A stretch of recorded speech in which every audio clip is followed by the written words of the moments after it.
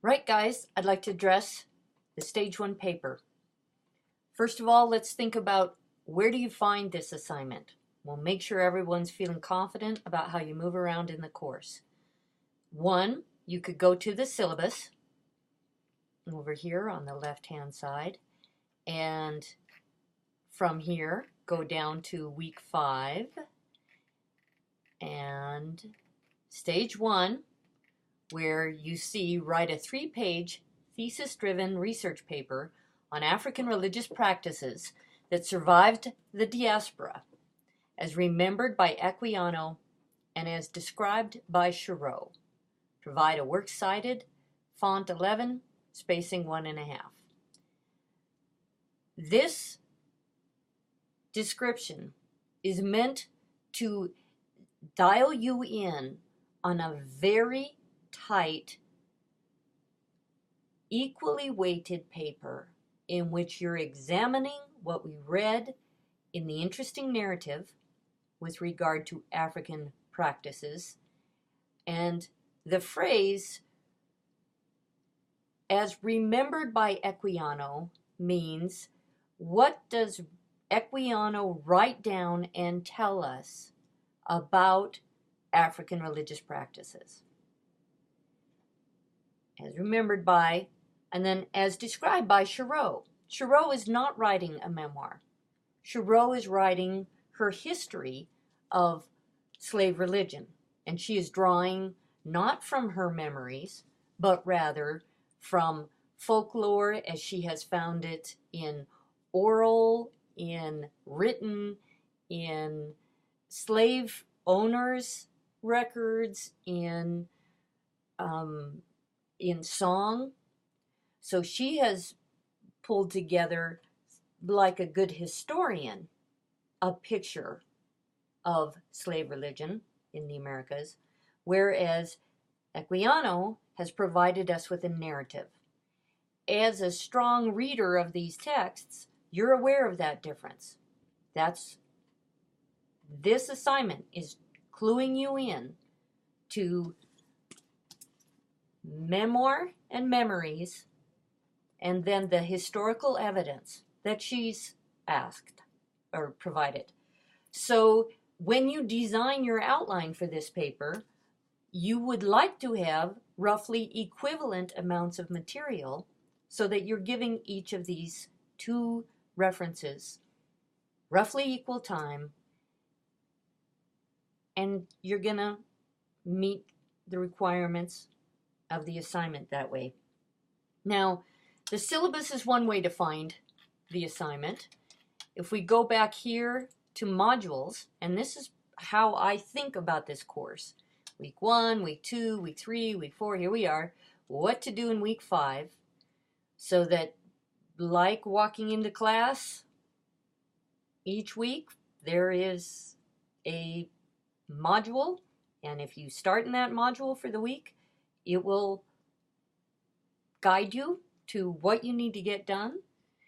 And here we have it in bold red. Write a 3-page thesis-driven research paper on African religious practices that survived the diaspora, as remembered by Equiano and as described by Chirot. If you do not know at this point what the diaspora is, you will want to pursue a little research on that term. It comes from the term dispersion, and we studied, especially with the help of Soller's introduction to the Norton Critical Edition, we know about the roughly 11 million Africans who were transported across to slave economy cultures across the Americas. That is the diaspora, the dispersion. So, African religious practices that survive the diaspora. Now, as remembered by Equiano means go look at his memories, and as described by Chirot means pull the evidence from Chirot. Now, if I was you, I would start then by trying to mine everything I could out of Chapter 1, the account of his country and their manners and customs. If you do this, you might find on page 26 a paragraph that says, "As to religion, the natives believe that there is one creator of all things, and that he lives in the sun, and it is girded round with a belt that he may never eat or drink.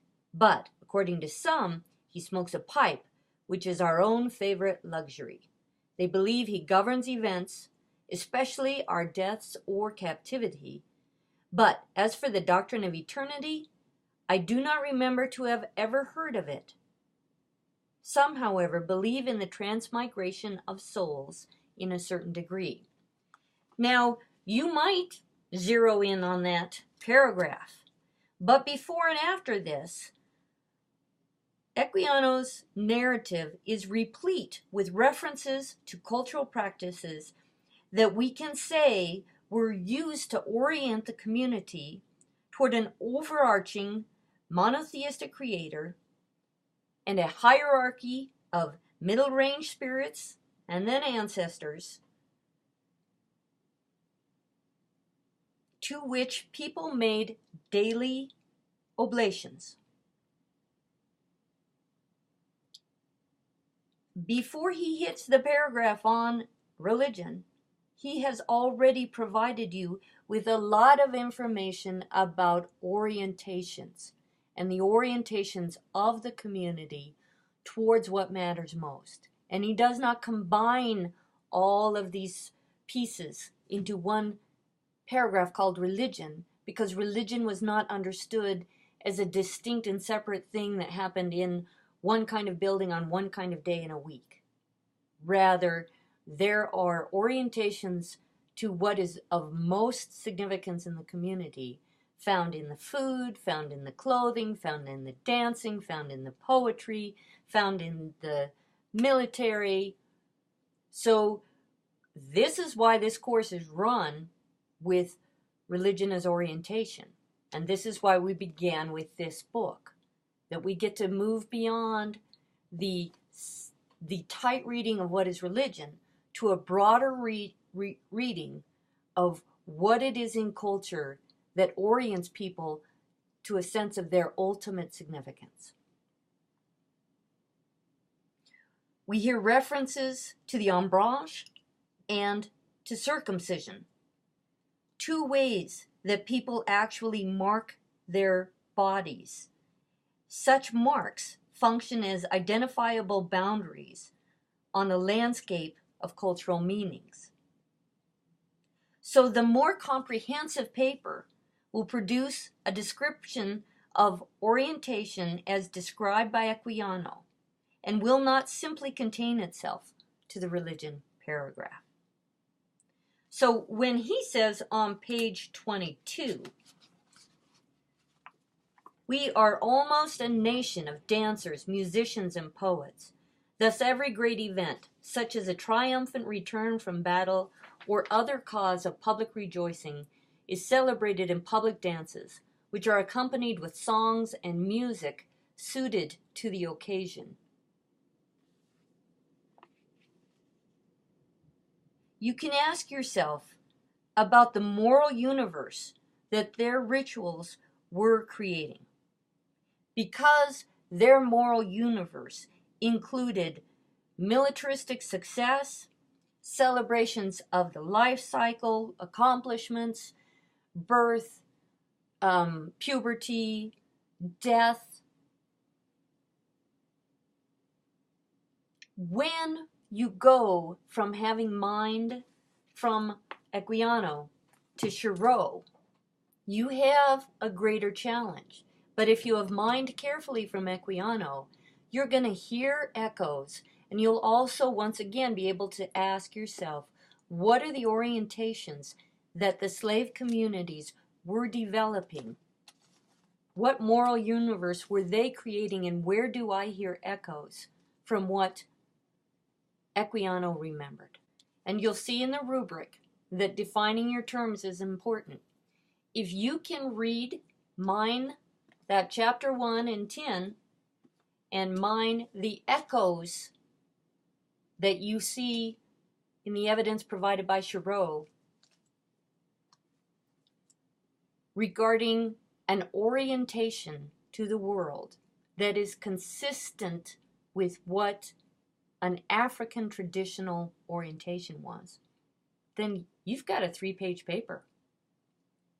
It is tricky to define your terms, provide the evidence you want to bring from Equiano, provide the evidence you want to bring from Shiro, wrap it up with that concluding paragraph, hit it out of the park by restating what it is that you've managed to bring together uniquely. There's your paper. I think I've answered the questions I've received so far, and I hope that's been helpful.